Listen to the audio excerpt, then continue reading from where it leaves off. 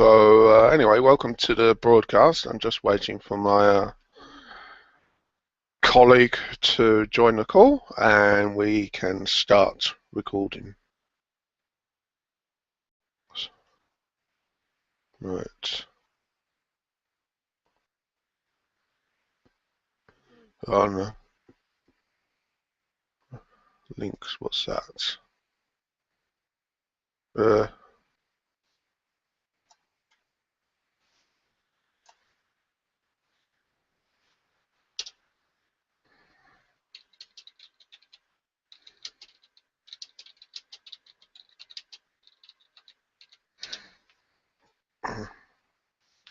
how do I add to this?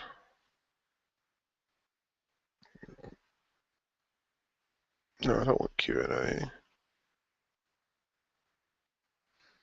Right. Okay, let's try that. Yeah. Yeah, bear with me. Never done this before, so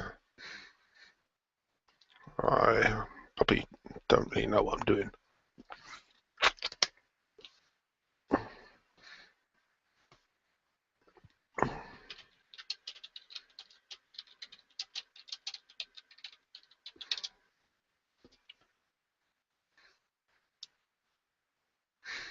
The blind leading the blind. I don't know what I'm doing. Just, yep, enhanced. What does that mean? Whatever. Group chat. Everybody.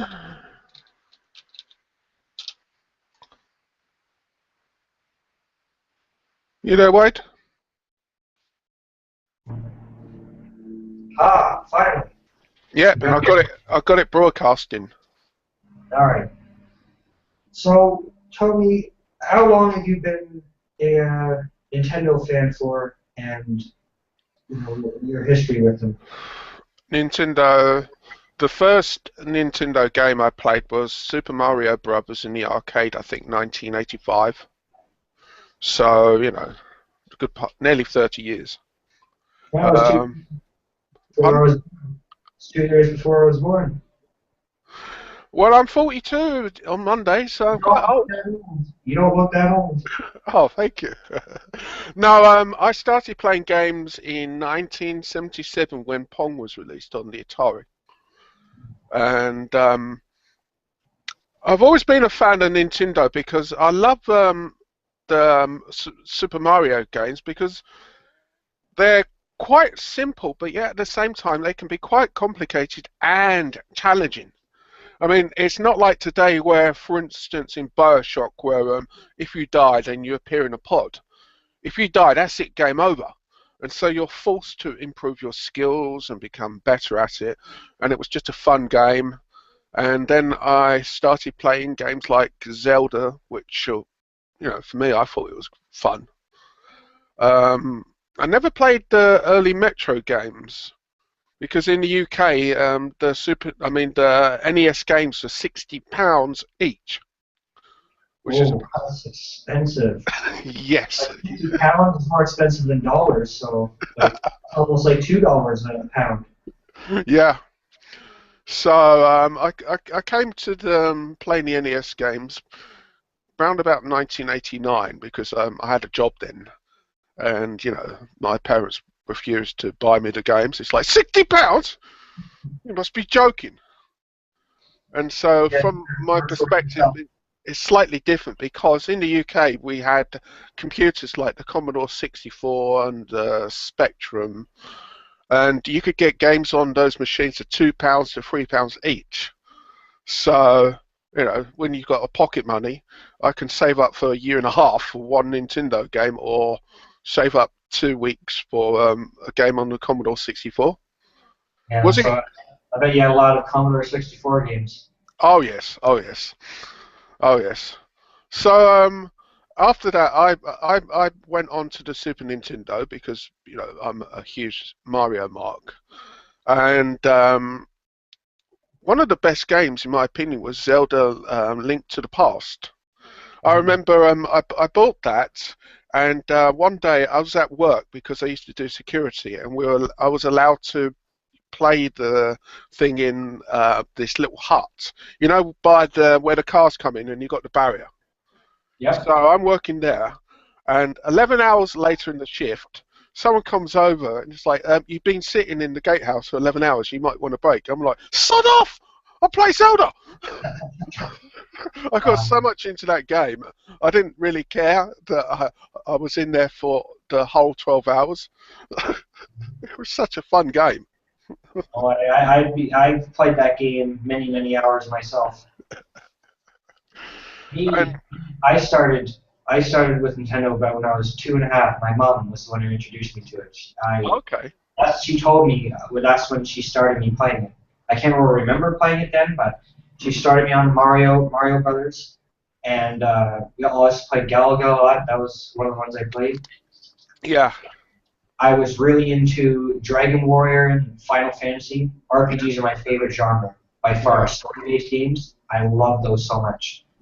I also had the benefit of my dad who had Atari 2600, so I got to play the older consoles. hmm, I got to experience that. But you're right, like games have gone so easy.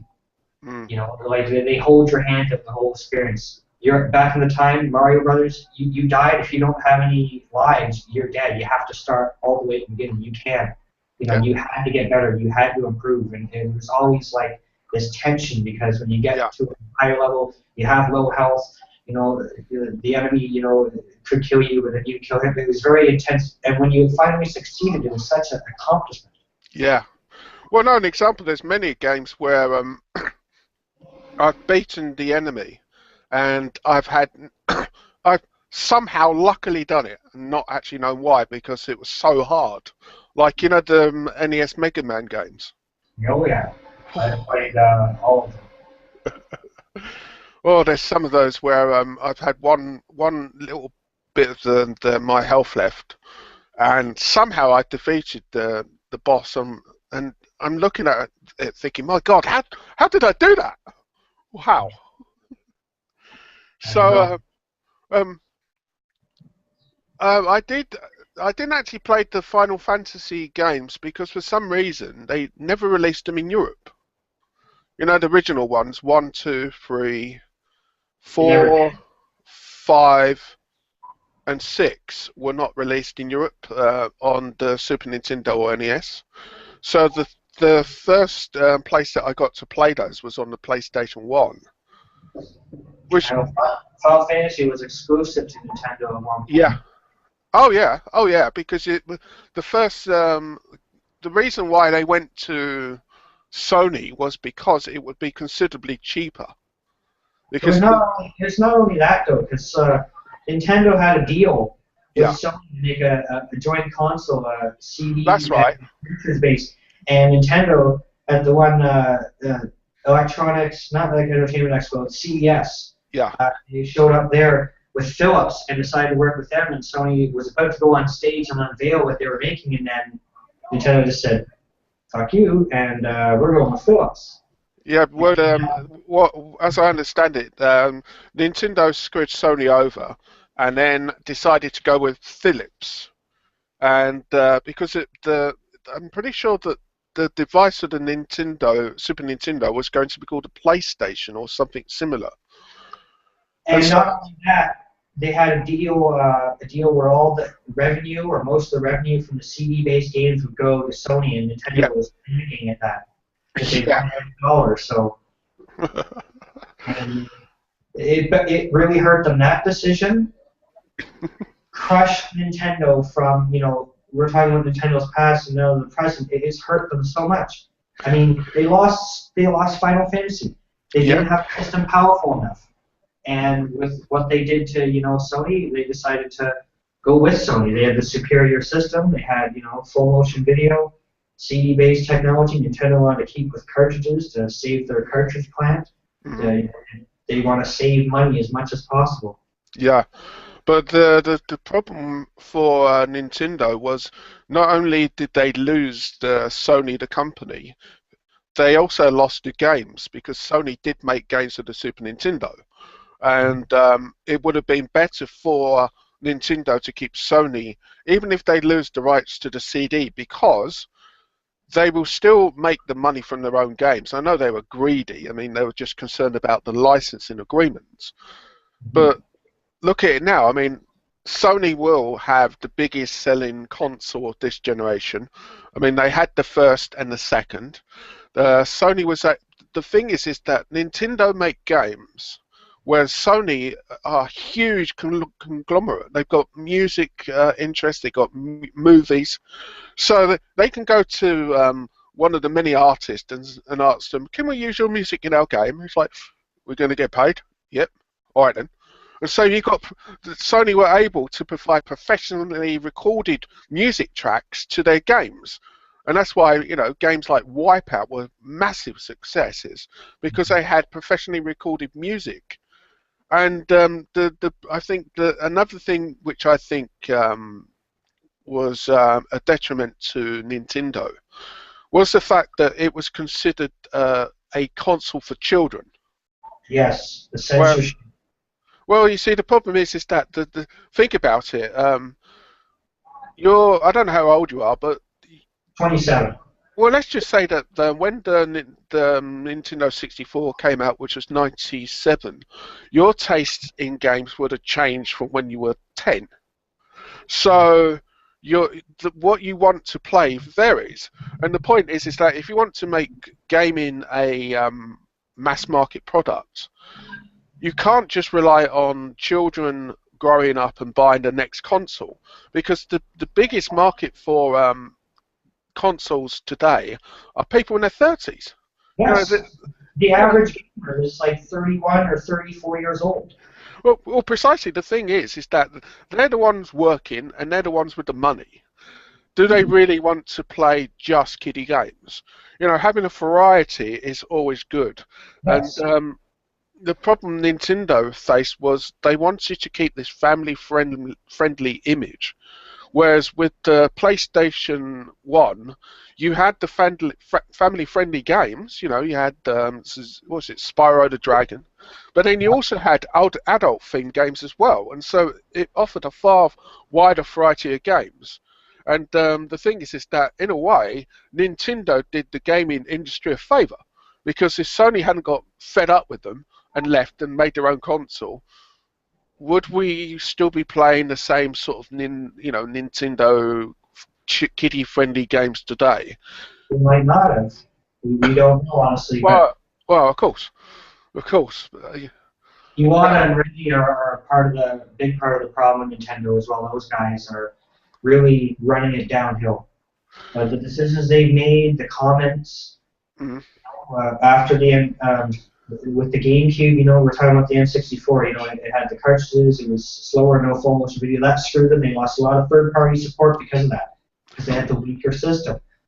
Every generation since the N64, they've been a generation behind technologically. well, no. To be fair, the Nintendo 64 was actually the most computer-based. Well, it was the superior machine. But let me just give you an analogy.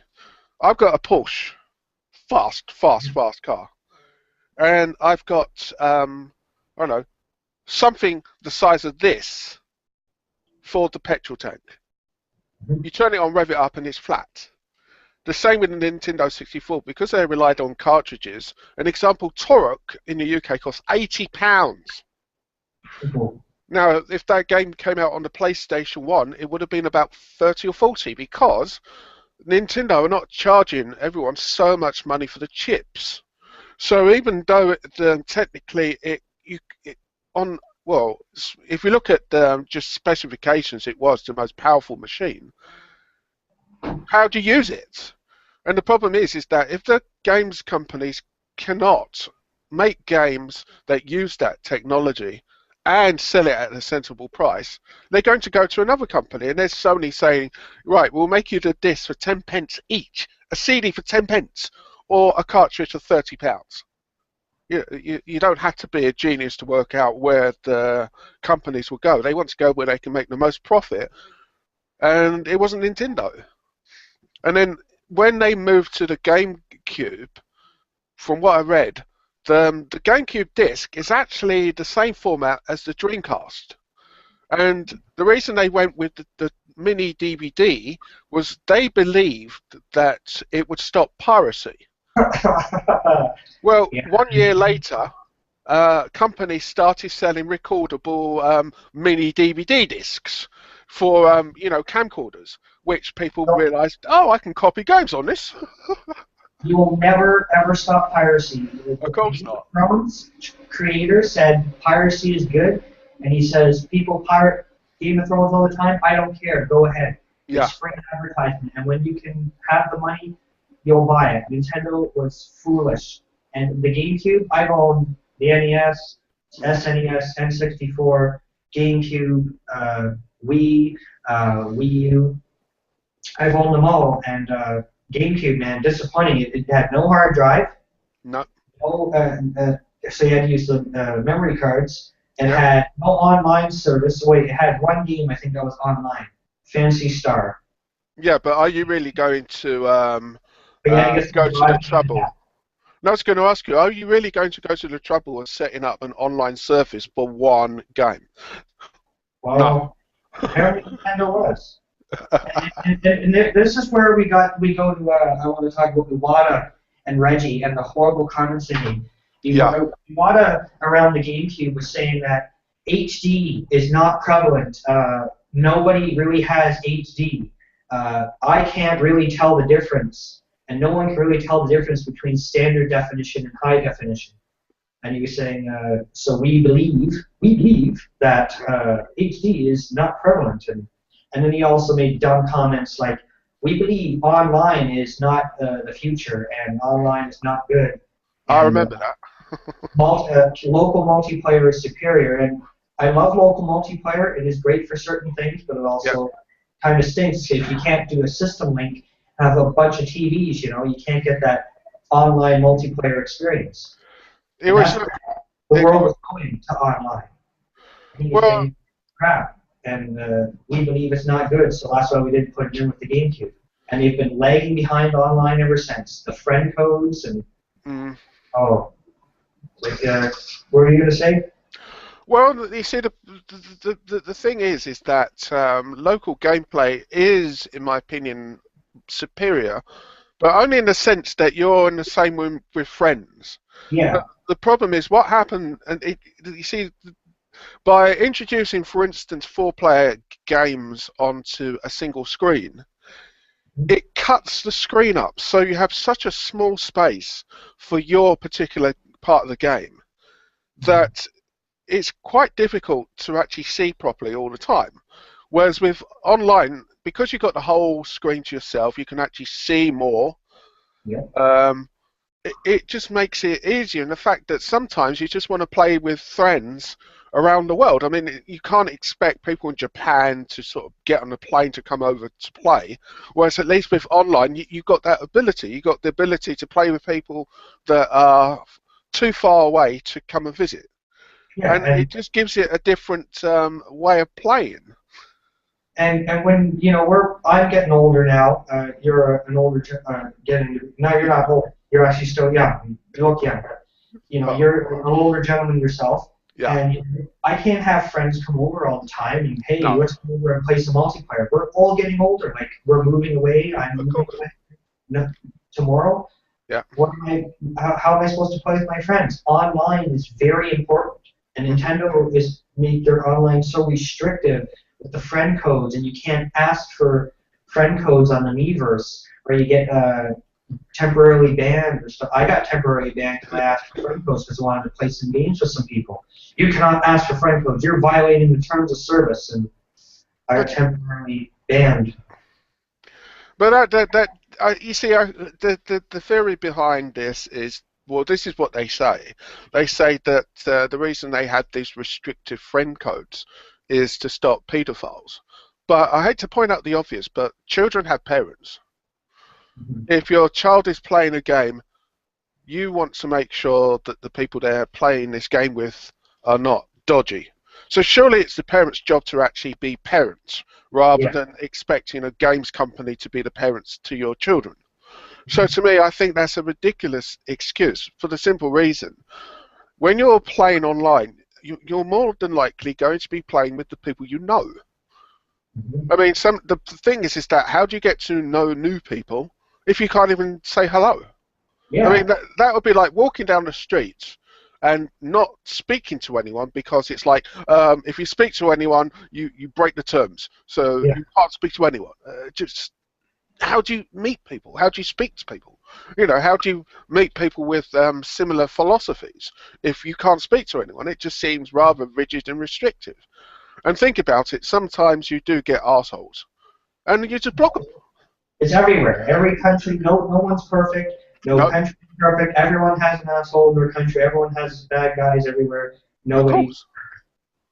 But yeah, like Microsoft's Xbox Live, as far as the restrictiveness of it, I think the party system is great. You can block people, you can delete them, and you can report them, but you have the freedom to, I think that service is really excellent, the party system. And I love that, and I wish Nintendo would adopt something similar. They need to. It would make it so much more fun. I could Well, actually talk to random people online. I could add them as friends. yeah. I could have more people to play with. And Also, I'm surprised I haven't got. buy, buy What? more video games. And maybe buy. They would Of course. gain more money Well, of if they course. did that. Well, don't forget, it is the games that companies make money. So if the games are not there, then the money's not going to come in. It doesn't matter how restrictive they make the machine. If there's no reason for you to buy the machine or a game, then they lose money. So, but I mean, I can't understand why they don't even have something similar to Skype. So they do have a Wii U video chat, but I packed mine up because I'm moving Oh, tomorrow. But they have something. Oh, the Wii U gamepad. This is the thing. What do you think of the Wii U? the Wii U's fine. I mean, the graphics are perfectly fine. The iPad thing, which a lot of people have been complaining about. When I first used it, I was expecting it to be really, really heavy. I mean, I don't know. Let me just quickly. You see here, I've got this is just an Android tablet. You know, similar to the controller thing on the Wii U, and this Yeah. thing is heavy. So I was expecting the Wii U controller pad to be heavy, but it's really light, and I actually found it to be quite comfortable in my hands. It wasn't that difficult to use, and in a game like Zombie U, you can use the pad as extra buttons, and most of the time the screen is used as a map, which kind of makes sense because in that game a lot of the time it's so dark that if you don't have a map, you'll just end up walking in circles because you can't see where you're going when you start off. You have to go and find a flashlight. You have to go to specific places to fix the lights. The point was that I thought that that game worked well with the Wii U pad, and it was actually quite controllable. It wasn't anywhere near as bad as the impressions a lot of people seem to have got from it. Although I must point out, these people who complain a lot have not actually played a Wii U, which seems a little bit strange to me. Oh. I got my Wii U as a gift from my girlfriend, and I really do enjoy the Wii U. But also, I'm gonna criticize it a bit. It is underpowered to the Yeah, PS4 and the Xbox One. yeah, Nintendo really should have beefed up the hardware. They don't have to make it exactly the same as the no, PS1. Well, that would have been preferable, but they should have made it comparable, where Unreal Engine 4 would be scalable to it, where Frostbite 3 they would mm, want to bring it to them, where they could scale these next gen games to the mm, system. I'm not saying the Wii is a terrible system. It's better than no, the PS3 and the 360. yeah, Definitely, there's no doubt. But that they should have did that. And the Wii U gamepad for the cool features that you mentioned, and I think it's pretty awesome where you could have another system hooked up, and you could be playing your PS4, what's to say, and your kids, they mm, can plug in headphones so they don't bug you with their annoying games, yeah. and they can sit there and play their game. And I think that's awesome.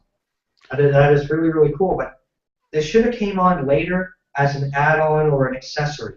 Mm, And that way they could have dropped the price, on the Wii Mm. U. They could have made the hardware more powerful. They could have come in with a normal controller Yep. and one that and a wired version as well. So they won't have to for Smash Brothers. But I know they're making the GameCube controller port thing. No, So the only thing about Nintendo, they do seem to be in a world of their own. Because, an example, if you look at, say, Sony and Microsoft, they're constantly looking at, they're constantly trying to get information about each other's machine. So that when their machine comes out, it may not be as powerful, but it'll be close. Whereas Nintendo seems to be in a bubble of their own. It's like, this is what we're going to make. And then they release it, and then the other companies just look at it and laugh, and then make something better. Because the iPad thing, you don't need that for a game. I no. mean, the thing I find hilarious is the fact that Doom 1 had a map function. And if you wanted to use a map, you just pressed a key.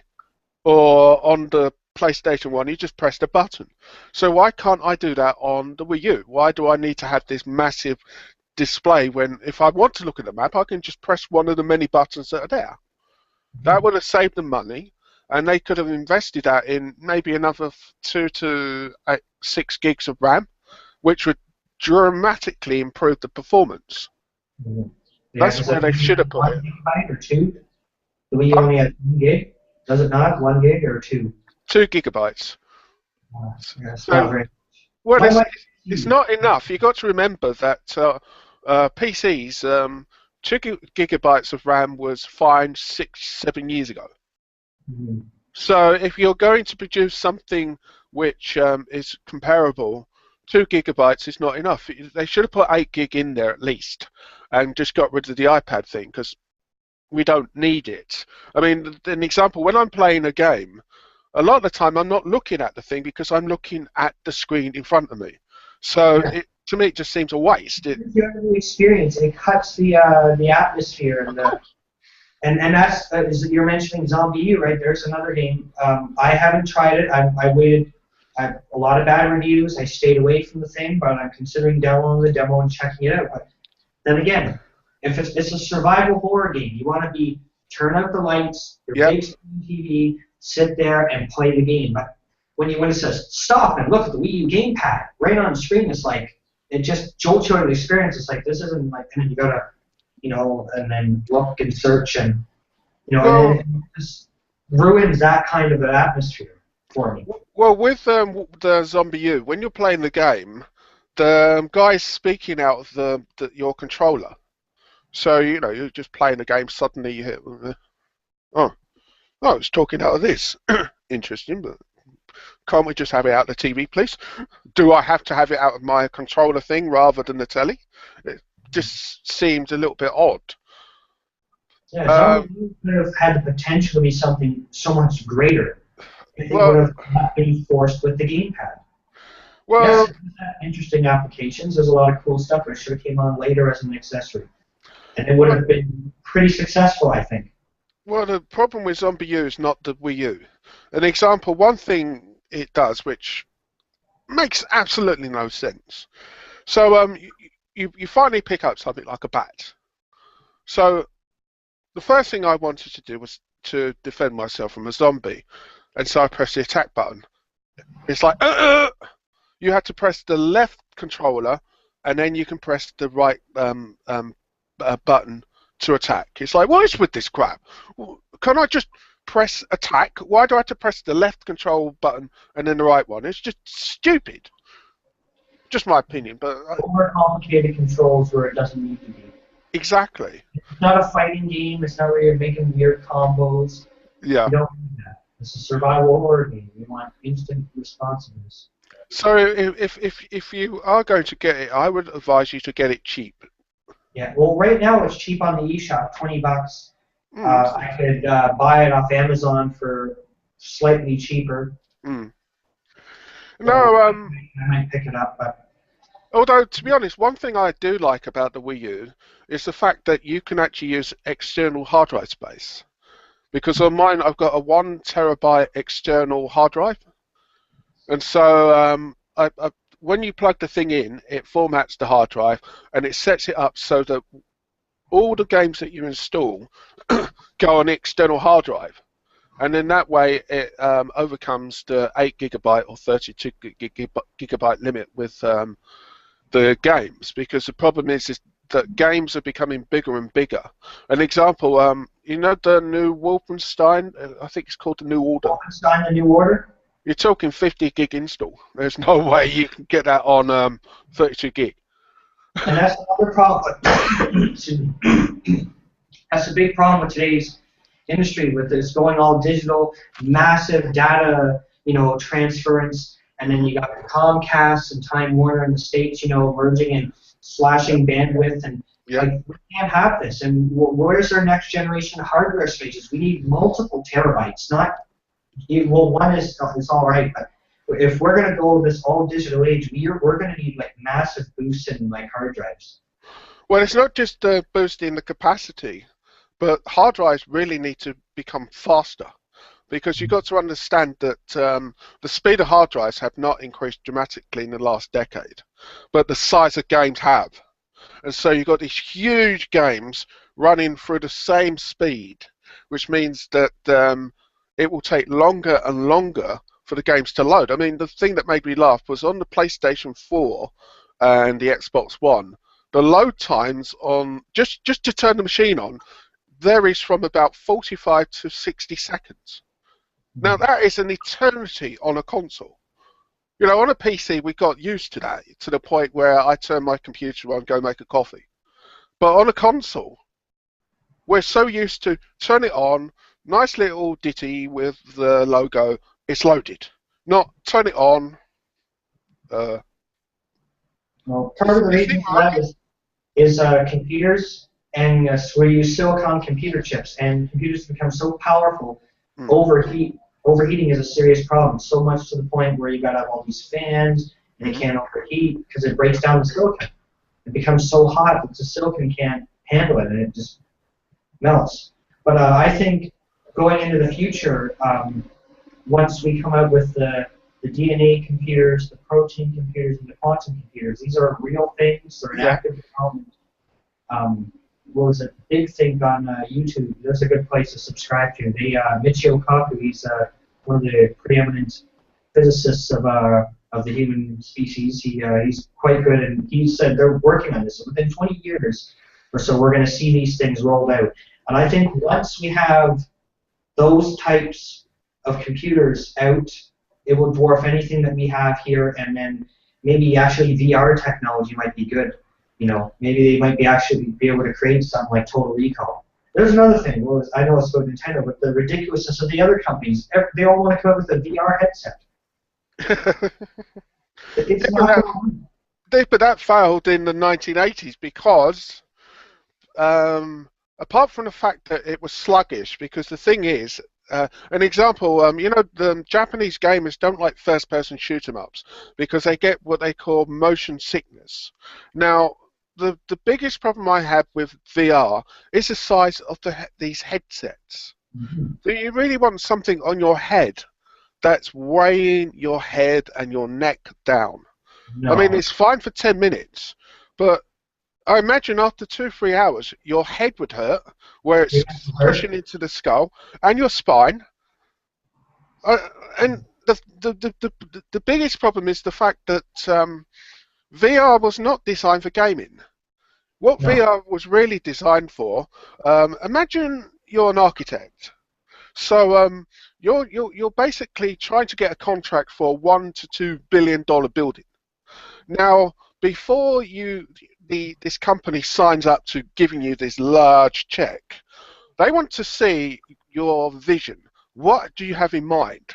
So you would get someone to you would create in a 3D world this building, and people would then put the VR helmets on and they would take a walk around the building. This is a 20-30 minute experience tops, and if they liked it, then they would pay you the money and you can go and build a real thing. It was not designed for games, because the thing is that as much as they try to give the impression that by wearing this thing on your head, you are going to believe that you're in another world, you won't. There is nothing that says that having this thing on your head will make you believe that you're in another world more than the TV in front of you. It's about the experience and enjoyment of the game rather than the equipment that you're wearing. Nintendo made the Virtual Boy back in the day, and that thing, as I Yeah. said, was a failure. And I'm really hoping that they don't try to copy the trend of the other two and try to make their own VR again. I do see virtual reality becoming something good, but not this headset version that they have. No. Once the next gen CPUs come out, quantum computers, we're going to see something like Total Recall. They're always talking about chip government. I read a lot of science, and they've installed chips in people's brains and stuff. And I think once these new computers come out, we might have like a Total Recall, like virtual reality, where you actually will be transported into another world. You can go on vacation. Then, I think once those come out, consoles will die. Like, that will destroy everything. Well, don't forget, there's a company that has a VR headset, and what it does is it fires lasers directly into your irises, and apparently it creates the world in your brain. I think that would be closer to it, although for me, I would only be interested in VR when we're looking at holodecks from Star Trek, because the whole point is you're supposed to believe that you're in the world. Now, putting something over my head does not convince me I'm in the world, because my brain is saying you're wearing this thing on your face. You're looking at that screen. But when you get to the point where you can create some sort of holographic environment around you, I think then that perhaps consoles as we know it will cease to exist.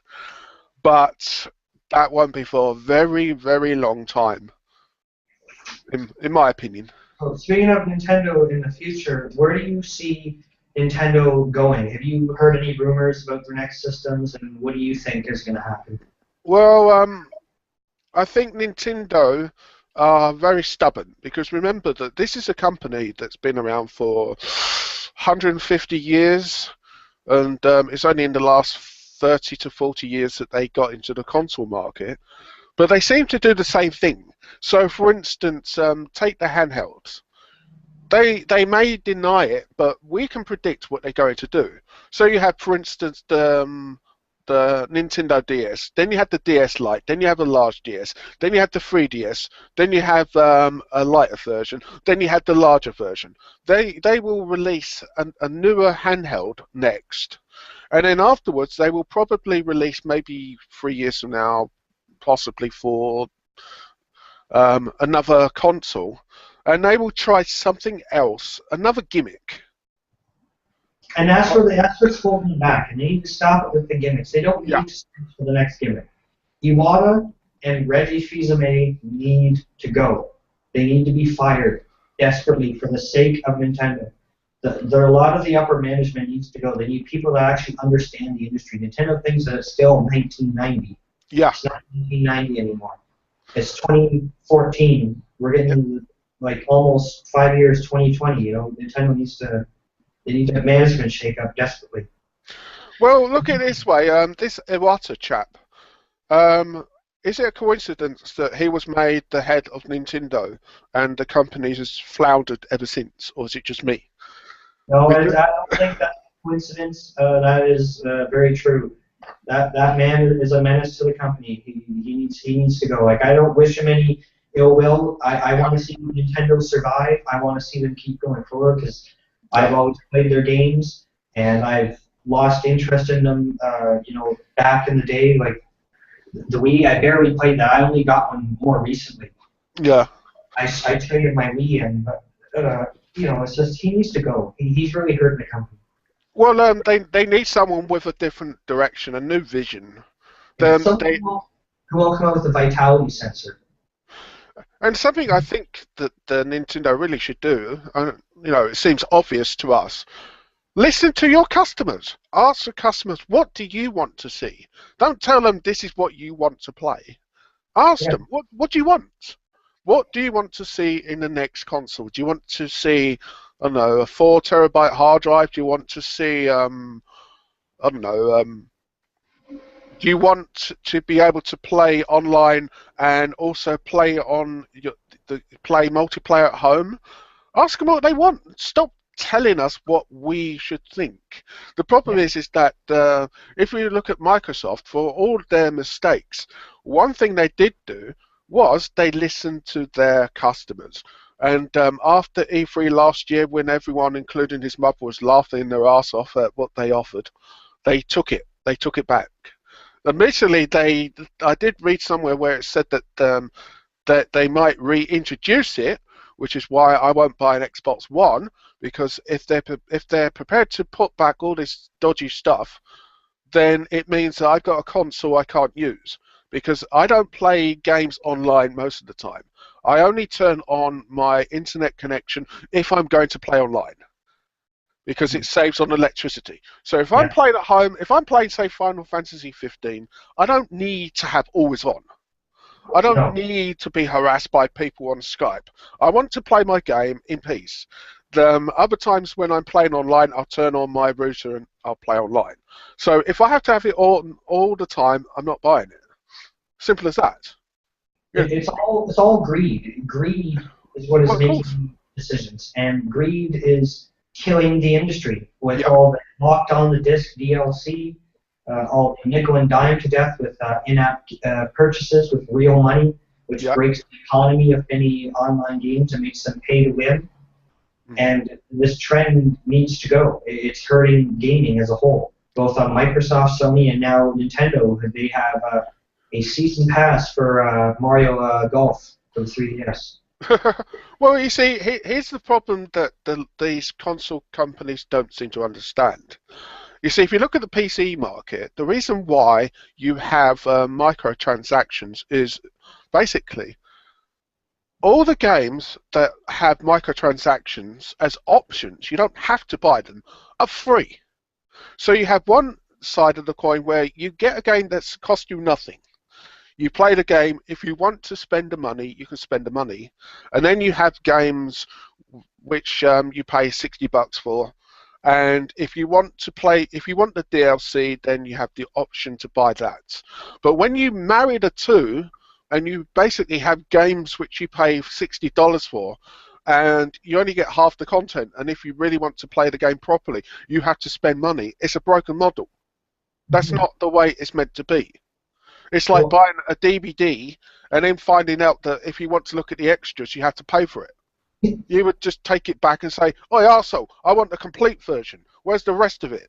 What do you mean?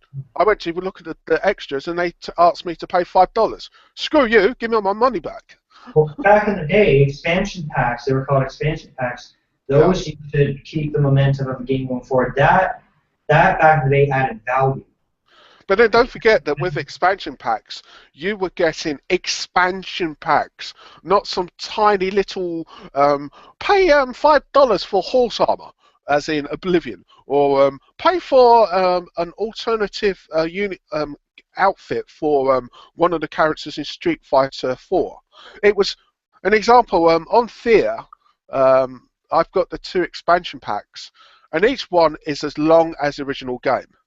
Nowadays, expansion packs seem to be 4 hours, 2 hours, and they're charging $20 to $30 for a tenth of what was in the original game. That is not an expansion pack. That's a rip-off, in my opinion.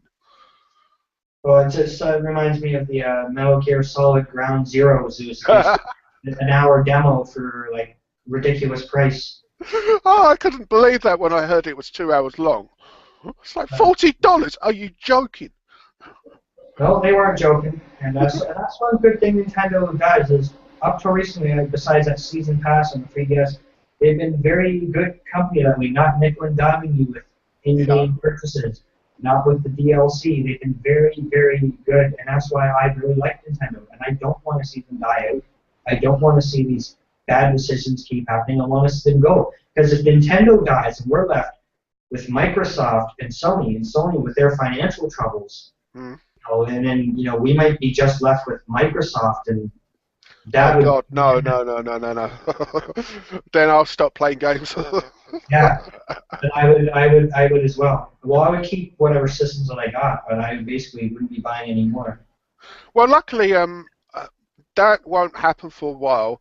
But I Nintendo really need to make more of their IPs, and I'm not talking about the usual suspects, because if you'll notice that on each console, you can pretty much predict which games are going to be released. Some form of Mario game, maybe Mario Soccer, Mario Kart, some form of Zelda. But what Nintendo's got this huge collection of IPs which are dead. Why not bring them back? Yeah, there's so many that I'd love to see. Like, what are some of the favorites that you'd like to see be brought back or new versions made? Well, Super Mario RPG. Why can't we have another one? That Yes, this game would save the Wii U. This game would sell so much. So many people desperately want a true sequel to that, but they need to work with Square Enix. They need to do that. Like, wouldn't it be great to have a new RPG, not Paper Mario? no. The newest one on the 3DS is a travesty. There's no leveling up, no grinding for experience. You just collect stickers to enhance your guys. That's not an RPG. A turn-based. No. But then another one, which makes me think that Nintendo have been smoking too much quack.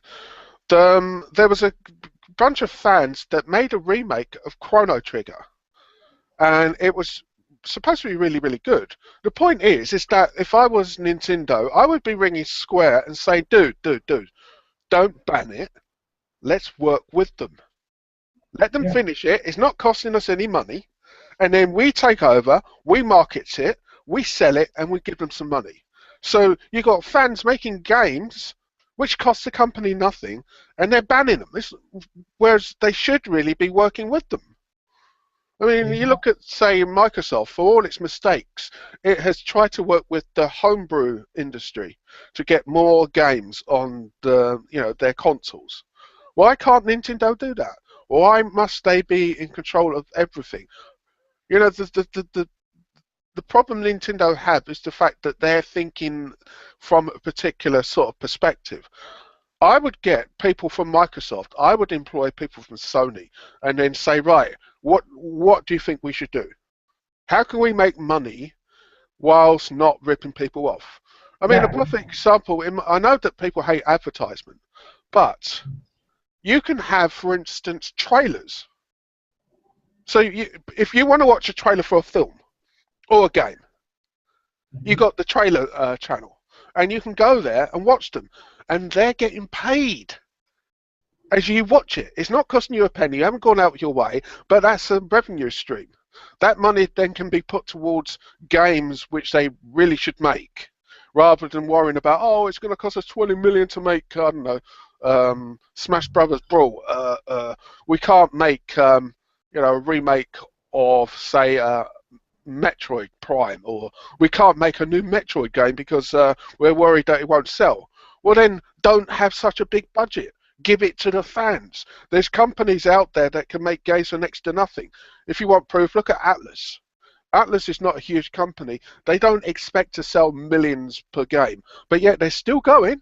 They're still selling games. They're still making a profit, even if they only sell 100,000 units, because they have sense. They realise that there's no point putting 100 million into Persona 5 because it's not going to make that back. They use common sense, and Nintendo really needs to start waking up. They need common sense. Yeah, and that's something they lack. And I'd say Microsoft are to some extent. I mean, the reason why Sony are doing well this generation is because they were humiliated. Remember that a lot of people forget that when the PlayStation 3 was released, they were the cocksure people. Yeah, we don't care what we do. Yeah, we've sold 250 million consoles in the last 2 generations, and so we're going to sell a console for $700. Silence. $700? No. No. So the point was that they were humiliated and forced to change their attitude. No, I'm hoping that this does the same with Microsoft, because they came out like Sony was the last generation, confident, think that they could do no wrong, and we were right, and they're feeling the same way, forcing the Kinect down people's throats. Now they have to get rid of it. Well, the thing is that and this is going to sound extreme, Microsoft might actually end up as the third selling console. It's possible if Nintendo plays their cards right, they could, they could boost up their sales. Like if they make a Super Mario RPG 2, Yep. that will instantly have like 500,000 people will go out and buy a Wii U. I could easily see that just for that. I'll tell you another game that will sell 10 million Wii U's tomorrow. You go to Squaresoft, you give them a check for $60 million, and you say, I want to remake a Final Fantasy VII. Bang, 10 million will sell just like that.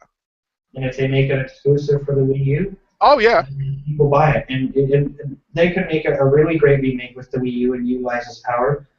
Like even the PS3, remember the PS3 demo of that? They never capitalized on that. And also another Dragon Quest game that's not on a handheld.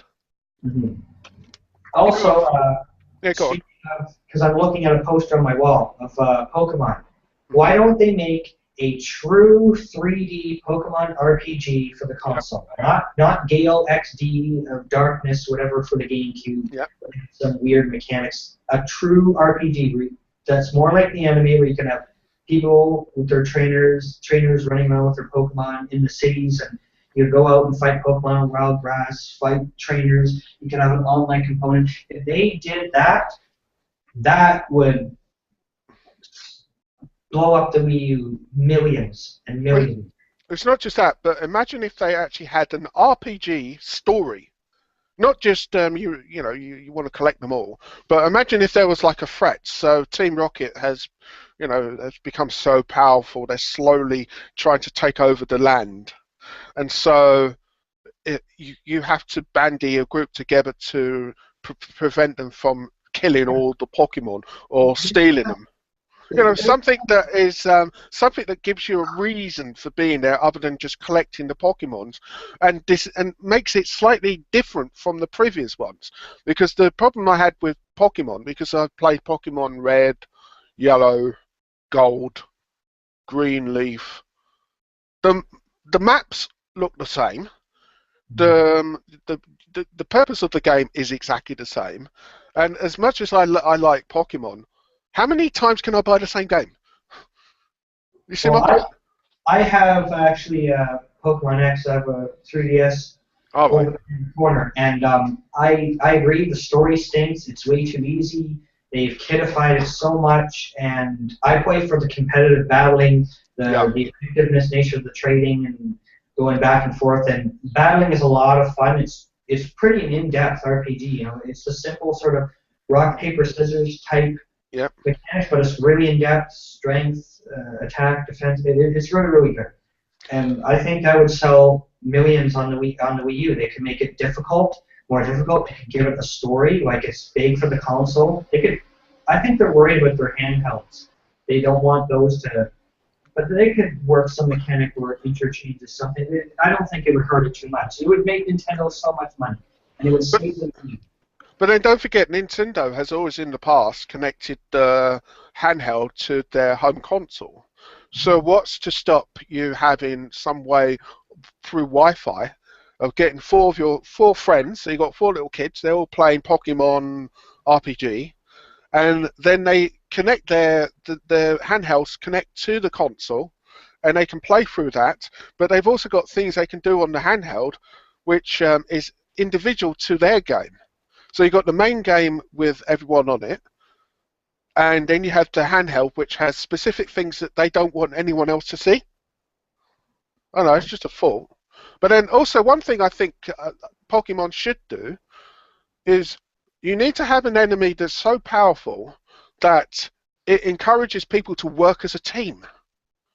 So because it's online, imagine you've got 4 people and you're all working together to fight the Pokemon Master, because one person has a version of the game which has a fire god, the highest super Pokemon. Someone else might only be able to get one that's water, etc., etc. But when you fight the Master, you need to use a combination of the powers. Like what's it, Voltron. where you get all these little spaceships and they all join into one. So you get all the different Pokemon and they merge into one super Pokemon. But it only works when you're a group. Well, at least that way it would be different from the previous ones. There's a really cool site you should go to, or look it up on Google, Pokemon Fusion. Pokemon Fusion, okay. It's funny, but some of them are actually pretty cool, and some people have done deviant artwork sort of from this, and the artwork is very realistic and cool. I remember seeing a Blastoise merged with like a Magneton or something, and he had it was really, really cool. He was like monk. It was awesome. But basically, it's funny. There's a lot of funny combinations, but I see where you're going. The fusion thing, it could work, and that could be like a feature for the console. They really should do that, and I don't understand why Nintendo is not, listen to the fans. Fans been begging for a true Pokemon RPG in the console for over a decade, and they've refused to listen to us. And also another thing, if I was Nintendo, I'd go to Sega and say, make us either a remake or sequel to Panzer Dragoon's Saga. Here's something I would sell. I want to see the Shenmue 3 because Sega just makes software. Make a deal with Sega, get them to start making that game and bring it out on the Wii U. Here's something I would sell the Wii U. I want to see the ending to that story. The first, you played Shenmue, have you not? Yeah, I played Shenmue, and there was supposed to be a third Shenmue, but they never released it because it's not complete. Because as I understand it, Shenmue 1 is the first 4 chapters, Shenmue 2 is the second 4, and so you've got 2 more games or another 8 chapters which have yet to be made. So if they wanted to, they could just make it in one big game. They can make Shenmue 3, they can make it the classic trilogy, but make it a really big, this is the end of the story, and make it. That's what they should do. That's what I wish all trilogies should do. You have your first game, your second game, and then your third game should be the longest and should be the best. And I want to see the ending of Shenmue. It's an awesome story. The guy, his father is killed, Lan Di kills him, and he goes the classic martial arts, hunts him down for revenge. It's pretty cool. I want to see the ending. No, initially Shenmue was going to be called Virtual Fighter RPG. That's how it started off, and it developed to such a point that they just turned it into a whole new game. So it would be nice to see that. The point is there's just so many. An example, just go to Capcom and say, right, just make us Mega Man Legends 3. We'll pay you $10 million. The fans will love you if they release Mega Man's Legend 3 on the Wii U. That is the problem is the gaming industry, it's greed again. It's all about the dollar. They don't care about the customers or the people. We're just like, oh, you'll buy it because we're making it, and screw you. It's this mentality, and it needs to stop. People need to vote with their wallets. No, but people are, because if you look at Final Fantasy 13, the first game sold about 5 million, the second one sold about, I think, 3 million, and the third one, which is the worst, when I last saw it, it was 2 million copies. So the fans are telling them, we don't want your crap, we want really good games. We don't want sequels to bad-made games. I mean, Final Fantasy 13 is by far the worst of the series. Oh, yes. So why would I want to see a second or third part of a game that I don't even like? Make something new. An example, it's been a while since they've actually done a Final Fantasy game. I think the last one was 9. I mean, I might be wrong, but I'm pretty sure it was 9. So how about we go back and make a true Final Fantasy game in a fantasy environment? Yeah, classic, not all futuristic. Like, I like the futuristic stuff, but we've had way too much of it. Well, it's like anything. It's like drinking alcohol. If you drink the same thing over and over again, eventually you get sick of it. You might love it when you started, but after a period of time, you just look at it and think, why am I drinking this? And you'll stop. I think variety keeps things interesting. I mean, for me, that's why I haven't bought a Call of Duty game since 2. Because it's just the same game. It's like, oh, another bunch of terrorists that we can insult. Who can we insult? Which country can we insult in the latest version? I don't want to see the same thing. Yeah, it's pushing the military-industrial complex and the U.S. military's agenda with those games. Like, Yeah, of terrorism. course. Like, I never even heard of terrorism until this was pushed out in the media. So it's like terrorism really isn't that big of a problem as they're making it out to be. It's all just to expand the military and whatnot. And also, the problem is because in the UK we had the IRA and they were blowing things up on a regular basis since the 1970s. To us, it was just everyday events. I mean, in the 1980s, there was a lot of Muslim groups who were blowing up planes, but no one went over the top and decided that we had to have this complete Orwellian network to control everything we do. But suddenly, in after 9/11, it was like all hell broke loose, and it, I don't know. It's just very odd from an English perspective because we've seen it for so long.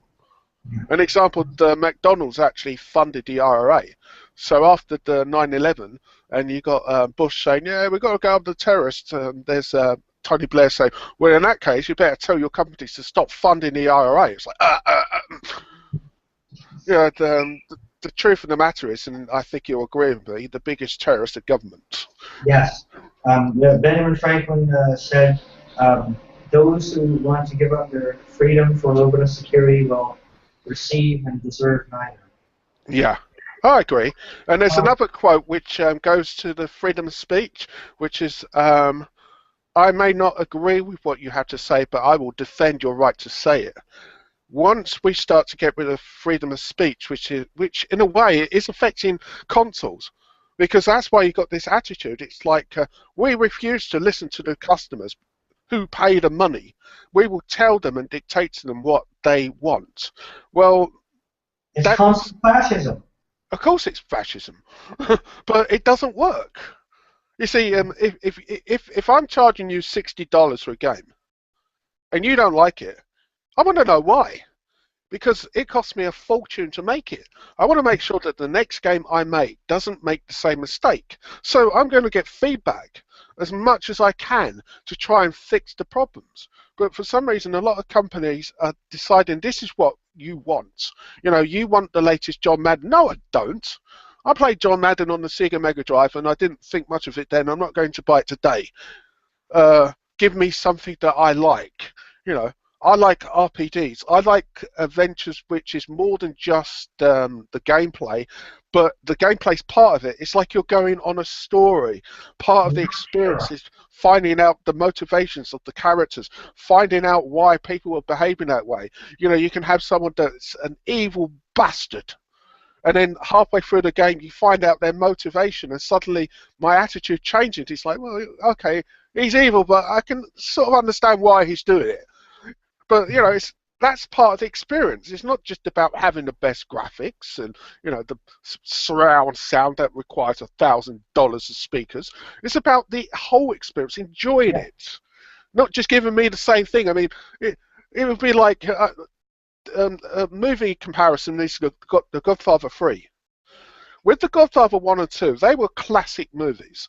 And Francis Ford Coppola admitted he made The Godfather 3 because he needed the money.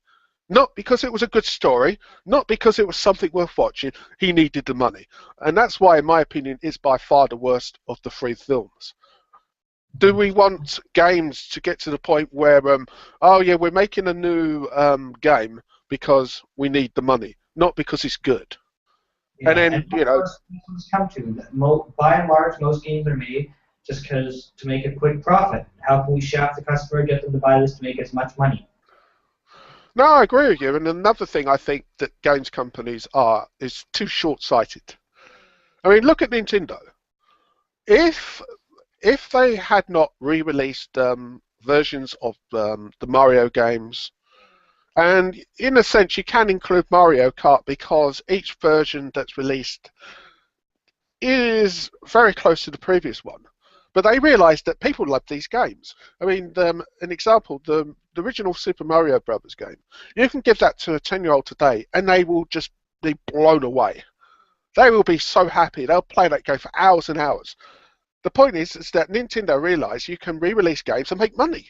You don't have to say, oh my god, this game was a flop because in the first week it only made $50 million. Only. I mean, it's just crazy. They need to start to think about the future, not just how can we release this a different version of the same game every year, because eventually we all get bored of it, as you're finding with Assassin's Creed. They need to mix it up a bit, not Assassin's Creed this year, next year, the following year, etc. Make a new Look at. IP. That's something Nintendo really needs to do. New IPs. Oh They yeah, can bring out some of their old IPs and make new ones. yeah. And at the same time, let's just say that the next Super Mario 3D game took 4 years to do well. In the meantime, you've got these other IPs to fill the space. Yeah. So they're No, making money. have a dozen Marios every year. It's not No, necessary. no. It's getting on a bit. I was gonna get ready to wrap this up because I'm gonna go, but I was wanted to get your thoughts on E3 this year and what you think's gonna happen, and out of Nintendo specifically. I think Nintendo will probably announce a new handheld. Um, they will announce a new Zelda, but I really don't expect much from Nintendo because with Iwata being the head, and Miyamoto is being stretched too thinly. They got Miyamoto doing too many projects, and the problem is if you have someone trying to oversee too many things, they all get done badly. They really need to get Miyamoto to focus on a couple of projects and bring some new people in to oversee some of the other IPs, which will give it a fresh look. So I mean, for Sony, they will just basically be boasting about, oh yeah, we got the biggest selling console, yeah, we're going to make millions. And Microsoft will probably be trying to convince us that they won't be bringing back all of the DRM because there's just too much information that proves that they will do it.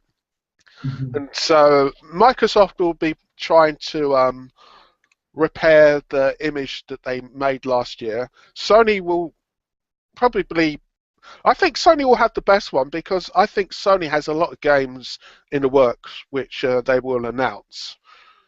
Yeah. Nintendo, I don't really I don't feel confident about their experience. I mean, the fact that they don't even have a proper Press E3 conference. press conference, that tells me that they have so little confidence in what they have to offer.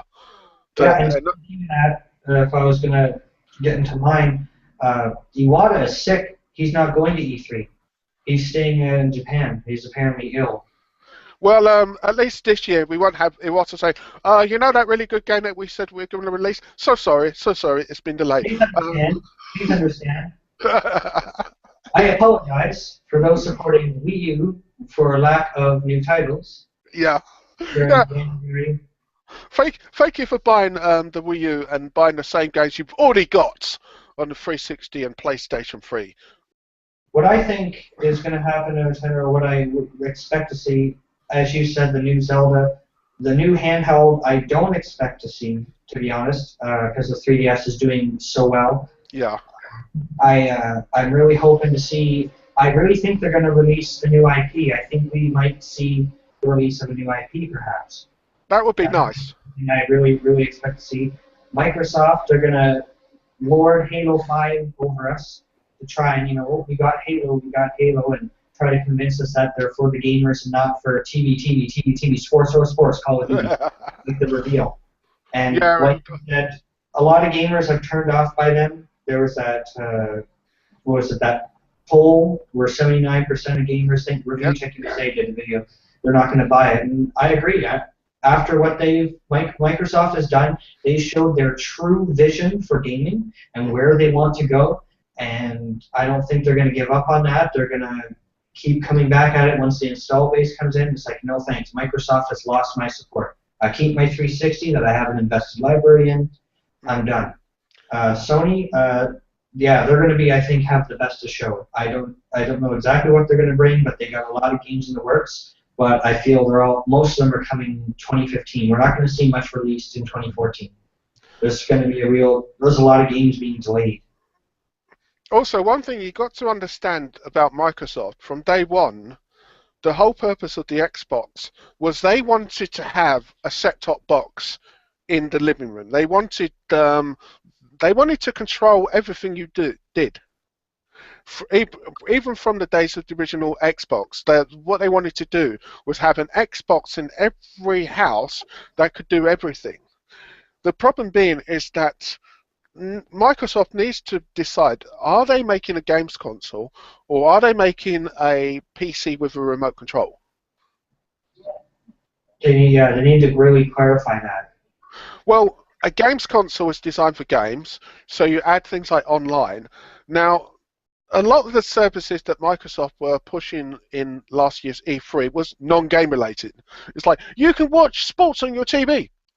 Yeah, I can watch it on my TV anyway. It's called a remote control.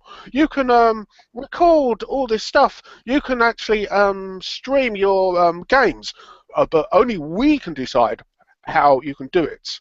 The problem is that if they want, in my opinion, because it's meant to be a games console first and foremost, I don't want to hear about sports. I don't care. I don't want. It's nice to record, but I would rather do that on my PC where I'm in control and I can edit it, rather than that. So, to me, the focus for Microsoft has never really been in the right place.